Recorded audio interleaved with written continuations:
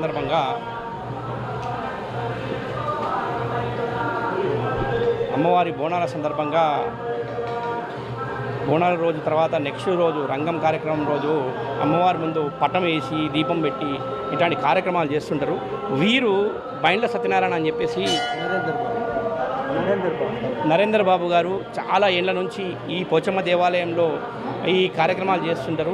మనకి అసలు ఈ కార్యక్రమాల గురించి వీళ్ళే వివరంగా చెప్దాం. వాళ్ళని కడుపుతున్నాం. అంటే నమస్తే అండి. చెప్పండి. నమస్కారం. అసలు ఏంటండి ఇది మనకు బోనాల సందర్భంగా నెక్స్ట్ డే రంగం రోజే ఈ కార్యక్రమం ఉంటుంది. అసలు ఈ కార్యక్రమం అంటే ఏంటిది? మేము రంగం బోనాలు ఎక్కిస్తాం, అందరం ఊళ్ళంతా కలిసి బోనం ఎక్కిస్తాము. ఊరంతా బాగుండాలి అని. తర్వాత అమ్మవారు శాంతి ఉందా లేదా చెప్పడానికి ఊరు సంగతి, పట్టణం సంగతి, పిల్లల సంగతి, ఉద్యోగాల సంగతి ఇవన్నీ తెలుసుకోనికి అమ్మవారి పూనకం వస్తామాట. పూనకం వచ్చి ఆమె మనకు చెప్తుంది. అది రంగ కార్యక్రమం అంటారు. దీంట్లో ఏం చేస్తామంటే మేము ఆమెకు రంగం ఆమెను వచ్చినాక ఆమెను కుండ మీద నిలబెడతాం. కుండ ఉంటుంది ఒకటి, పచ్చి కుండ మీద నిలబెడితే ఆమె దాన్ని నిలబడి రంగం కార్యక్రమం మొత్తం అన్ని విషయాలు అడగొచ్చు, మనం కూడా అడగొచ్చు. ఆమె చెప్తుంటుంది. పూనకం వచ్చిన అమ్మవారు వస్తుంది, దాన్ని చెప్పుకుంటూ పోతే ఇది మేము మా తాతల నుంచి చేస్తాం. పూర్వీకు 11 తరాలు అయిపోయినాయి మాకు ఇవి గుళ్ళన్నీ చేసుకుంటారు ఇవన్నీ. అయితే దీనివల్ల ఏంటంటే జరిగేటి ఏమి కావాల్సినవి ఆమెను అడిగితే కోరికలు కూడా తీస్తుంది. ఆమె మనకు కోరికలన్నీ తీస్తుంటుంది. తర్వాత మనం ఏ రకంగా మనం నడవాలి, ఏ రకంగా ఉండాలి, వానలు, చదువులు, సంఘాలు ఇవన్నీ ఆమె ఆలోచనతో పూనకం వచ్చి అమ్మవారే చెప్తుంటుంది. దానికి మేము ఆమెకు వచ్చేటట్టుగా చేస్తామన్నమాట మేము మైండ్లో. దీనివల్ల ఏమైతే ఆమెకు వచ్చేటట్టు చేస్తే ఆమెకు పూనకం వచ్చేసి ఆమెను ఆవహిస్తుంది అమ్మవారు. దానికి కార్యక్రమంగా మేము దాన్ని మొదలుపెట్టిస్తాం ఆమెతో. వీళ్ళంతా మాకు పూనకం వచ్చే అమ్మవార్ల కింద లెక్కేస్తాం, అందరం దేవత కిందకే లెక్కేస్తాం అందరం. దీనివల్ల జరిగేటివన్నీ మంచి కార్యక్రమాలు, మనకి ఏమేం కావాలి మన పిల్లలకు, మనకు అవన్నీ తెలుసుకోనికే అమ్మవారు చెప్తుంటారు మనకు. ఎన్నేళ్ళ నుంచి చేస్తుంటారండి ఇట్లా అమ్మవారి దగ్గర? మేము మా 11 తరాలు అయిపోయినాయి. 11 తరం వారు. మేము 11 తరం వాళ్ళు. మేము మా తాతలంతా ఇదే చేసుకు ఈ గుళ్ళు, అన్ని గుళ్ళు ఆల్మోస్ట్ అమ్మవారి గుళ్ళు ఎన్ని ఉన్నాయి హైదరాబాద్లో, అన్ని గుళ్ళు విగ్రహ ప్రతిష్టల్ని మేమే మా వాళ్ళే చేసారు మా తాతలు. ఊరిలో అమ్మవారు, పోలేరు అమ్మవారు కానీ, నల్లపోచమ్మ అమ్మవారు కానీ, అంటే ఊరి గ్రామ దేవతలని మీరే స్థాపిస్తారు? అవును, గ్రామదేవత అందరినీ మేమే స్థాపిస్తాము. అమ్మవార్లు అందరి ఒకటే కాదు, ఎంతమంది ఉన్నారు, 7 అక్కజనులు, మాంకాలమ్మ వీళ్ళంతా ఉంటారు అన్నమాట. వీళ్ళందరినీ గ్రామదేవతకి లెక్కేస్తాం.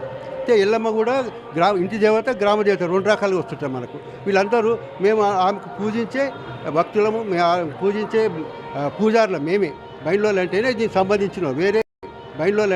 సంబంధించిన వేరే వాళ్ళు గారు.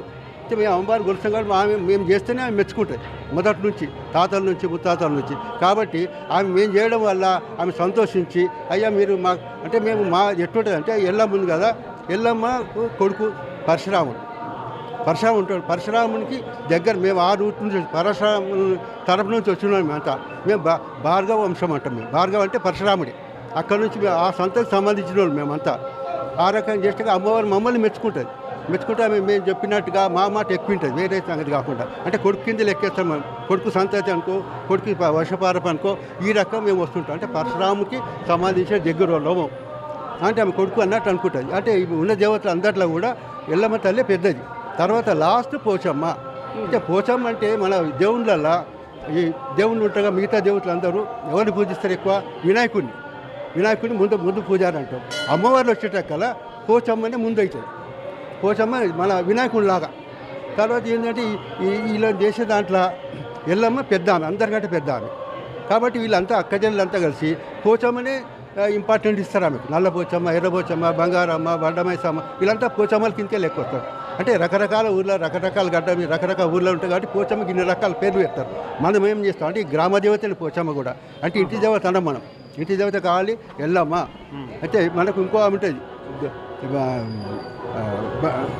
వేరే లెవెల్ ఉంటారంటే వద్దే ఎల్లమ్మ కొట్టే మనకి ఇంటి దేవత. మిగతా వాళ్ళందరూ కూడా గ్రామదేవత కిందకి లెక్క.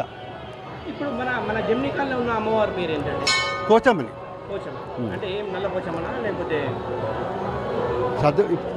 సద్దుల పోచమ్మ అంటారు. నల్ల పోచమ్మనే మనకు ఉన్నది.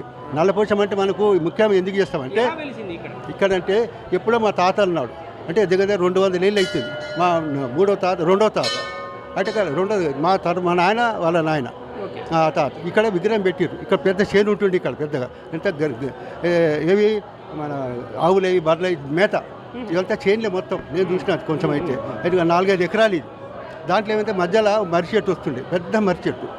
అయితే దాంట్లో విగ్రహం పెట్టించారు మన బెస్తోళ్ళు కుమరోళ్ళు, ముఖ్యంగా వాళ్ళే ఇక్కడ ఉన్నది. అయితే వాళ్ళంతా కలిసి ఇంకా విగ్రహం పెట్టినాం చిన్నగా, నాగదేవత లాగా చిన్న విగ్రహం. ఇప్పుడు ఉంది అది వెనక, గుడి వెనకాల కూడా ఉంది అది, ఇప్పటికి కూడా ఉంది అది. అయితే ఏంది ఒక రోజు అంటే దగ్గర 14 ఏళ్ళ కింద అనుకో, 14-15 ఏళ్ళ కింద పెద్ద వాన వరకులు వచ్చేటకల ఆ విగ్రహం మర్రి చెట్టు పెద్దగా ఉండే. మొదలు 10 మంది పట్టుకుంటా ఎలుపుతోటి డయామీటర్ లెక్కేస్తే దగ్గర 4 మీటర్ల డయామీటర్ తోటి ఉంటుండేది విగ్రహం. అది మర్రి చెట్టు పెద్దగా ఉంటుండే. చూడనీకి ఇక్కడ రాని కూడా అందరూ భయపడేవాళ్ళు, పిల్లలంతా పెద్దోళ్ళు కూడా ఈ రూట్ రానికే. అయితే ఆ పెద్దగా అయిపోయి డయామీటర్ దగ్గర 15-4-5 మీటర్ల కంటే ఎక్కువ ఉంటుండే. అయితే పెద్ద వానకు, గాలి వానకు చెట్టు మొత్తం పడిపోయి పడదు అసలు, ఎందుకు పడదు తెలియదు. ఈ రంగం వేసిన నెక్స్ట్ డేనే పడ్డది 14-15 ఏళ్ళ కింద. అయితే పట్ల ఆడేమైందంటే ఒక ఆవు ఉండే, ఆవు మీద ఆవు పోయింది. అది ఎట్లా పోయిందో వాళ్ళు ఊళ్ళే పోయినాక నెక్స్ట్ 3-4 రోజులకి ఏమైంది, ఈ అమ్మవారు తీయాలి. తీయనీకంటే ఎవరు తీయనీకి అయితే లేదు. ట్రాక్టర్లు వచ్చినాయి, తర్వాత లారీలు వచ్చినాయి, 5-6 లారీలు వస్తే తీయనీకే చైన్లు లేసి అని లాగనీకి ప్రయత్నం చేశారు.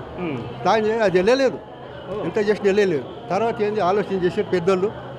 మా తాత పెట్టింది కాబట్టి, ప్రతిష్ట చేసింది కాబట్టి ఆ అమ్మవారు చెట్టుల బట్టి ఇట్లా వెళ్ళిపోయి ఇట్లా వెళ్ళిపోయింది. దాన్ని లోపలికి వచ్చేసింది, చెట్టు మొత్తం కలిపితే దాని చుట్టూ అయిపోయింది. ఈ విగ్రహం ఉంటుంది కదా, విగ్రహం ఏంది కొంచెం పలిగినట్టయింది. అయితే ఎప్పుడైతే విగ్రహం పగుతుందో దానికి మనం పూజలు చేయం. అయితే ఆమె ఒప్పుకుంటలేదు ఎంత చేసినాక. వాళ్ళకి అర్థం కాలేదు, లారీలు తెచ్చి వీళ్ళంతా తీస్తుంటే. అయితే వీళ్ళు ఏం చేసిన తర్వాత ఇది మా బైండ్లోలు సత్యనారాయణ వాళ్ళ, మా రామస్వామి వాళ్ళ నాయన వాళ్ళు పెట్టిరు ఇల్లు కాబట్టి వాళ్ళు వచ్చినా ఇది అవుతుంది. అంటే మా పక్కకి ఇల్లు 1 కిలోమీటర్ కాదు, పక్కకి అనమాట. దీని అది తీయనికి రాకపోతే మా వాళ్ళు వచ్చి మేకలతో బలిచ్చారు. 3 మేకలు నేను చూసినా లేదు. తీసినాక ఆ 3 మేకలతో బలిస్తే అప్పుడు అల్లుగా వెళ్ళిపోయింది, ఒక పువ్వులా వచ్చేసింది మొత్తం.